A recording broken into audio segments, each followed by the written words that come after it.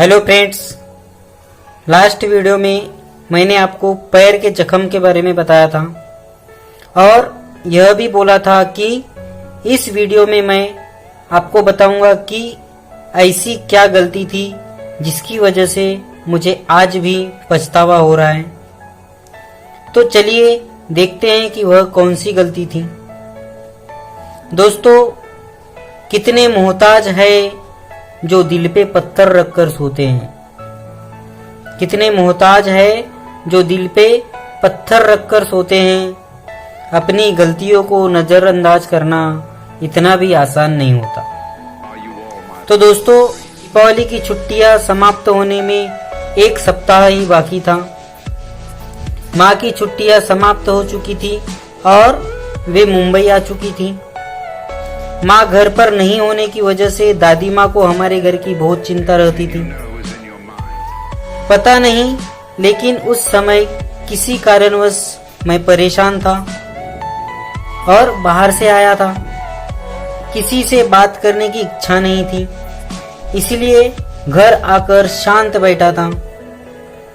तभी दादी माँ आकर मुझे कुछ पूछने लगी, इसलिए मैं वहां से उठकर दूसरी ओर चला गया। न जाने वह क्या कहना चाहती थी, वह फिर से मेरे पीछे आ गई। इससे पहले कि वह मुझसे कुछ कहती, मैं पहले ही उन पर चिल्ला बैठा कि मेरे पीछे पीछे क्यों आ रही है। उन्हें यह बात बुरी लगी और वह कुछ कहे बिना ही वापस चली गई।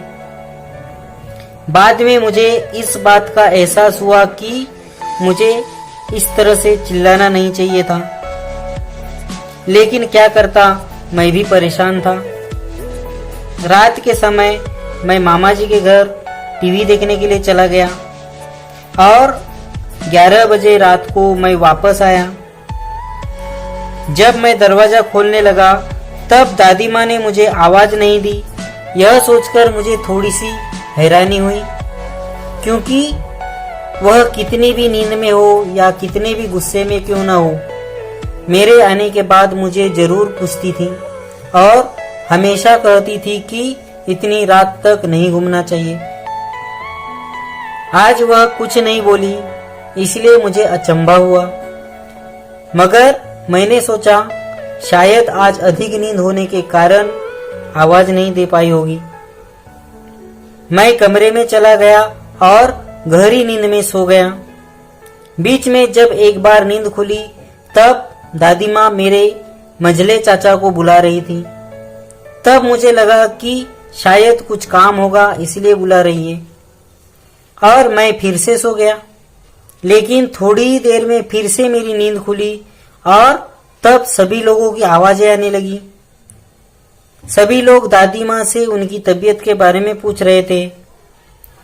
तब तक मुझे समझ में आ चुका था कि कुछ तो गड़बड़ है। तब मैं भी बाहर आ गया। बाहर आने के बाद देखा कि दादी माँ की तबीयत सचमुच खराब है और वह कह रही है कि अब मेरा जाने का समय आ चुका है। मुझे लेने के लिए आ गए हैं और वह यह भी कह रही थी कि यमदूत उन्हें साक्षात दिखाई दे रहे हैं। उनके अच्छे कर्मों का नतीजा था शायद यह, क्योंकि उन्होंने भी दुख झेलकर ही परिवार को पाला था। जब मेरे छोटे चाचा चलना भी नहीं सीखे थे तभी मेरे दादाजी का देहांत हो चुका था, इसीलिए शायद वह बिना तकलीफ के मर जाने वाली थी। सभी लोग उन्हें अपने हाथ से पानी पिला रहे थे, मगर वह किसी के भी हाथ से पानी पीने के लिए तैयार नहीं थी। तब तक सुबह हो चुकी थी। इससे पहले कि मैं उनसे बात करता, उन्होंने कहा कि अब मुझे ठीक लग रहा है और मुझे सोने दो, तुम लोग जाकर अपना अपना काम करो। तब सभी लोग निश्चिंत होकर अपने अपने काम में लग गए। जब मैं घर में झाड़ू लगा रहा था तब छोटे चाचा जी दादी माँ को चाय पिलाने के लिए उठाने गए। तब दादी माँ उठी ही नहीं। वह हमेशा के लिए हम सबको छोड़कर चली गई थी। यह मंजर देखकर मैं हक्का बक्का रह गया।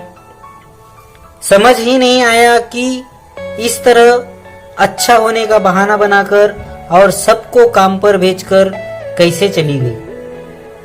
अपनों के जाने का दर्द तो सबको होता है, मगर मुझे उस समय सबसे अधिक पीड़ा इस बात की हो रही थी कि उनके अंतिम समय में मैं उनसे अच्छे से बात भी नहीं कर पाया। और न जाने वह कौन सी बात थी जो वह मुझसे कहना चाहती थी। वह बात मुझे परेशान करती जा रही थी और वह बात मेरे लिए हमेशा के लिए राज बनकर रह गई। आज भी जब मुझे दादी माँ की याद आती है तब यही बात मुझे खलती है कि मैंने उन्हें नाराज करके विदा किया, और ऐसा लगता है कि काश वह कुछ समय के लिए आ जाए और मैं अपने किए की माफी मांग लूं। मगर यह तो केवल कल्पना मात्र है दोस्तों, क्योंकि जो लोग एक बार चले जाते हैं वे वापस लौटकर कभी नहीं आते। तो दोस्तों, हम फिर मिलेंगे मेरी अगली वीडियो में। तब तक के लिए धन्यवाद।